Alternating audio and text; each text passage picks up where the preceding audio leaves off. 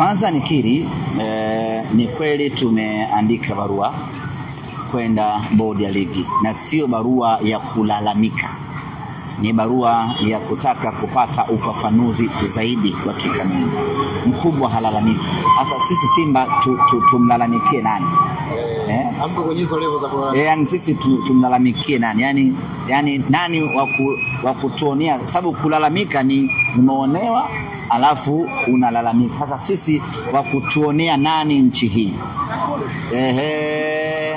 Kwa hiyo sisi tunaandika barua, ni kweli tumeandika barua kwa ajili ya kutaka kupata ufafanuzi wa kikanuni. Muda okay. Hii treni yangu hii. Kwa hiyo watanisubiri tu.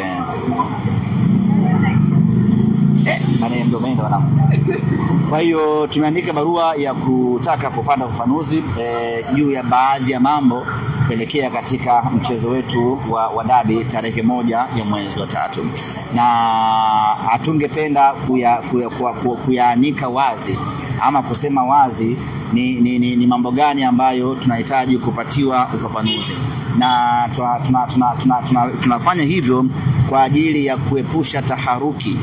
Mechi ya Simba na Yanga ni mechi kubwa, ni mechi ambayo inabeba hatma ya vitu vingi. Kwa hiyo tusingependa kukimbilia kwenye jamii, sababu inaweza ikapokelewa vibaya, ikatafsiriwa tofauti, na hatimaye ikaleta taharuki, ikaleta mtafaruku, na ikaharibu taswira yenyewe ya mpira wa miguu katika nchi yetu, na kuharibu na mechi yenyewe ya dabi.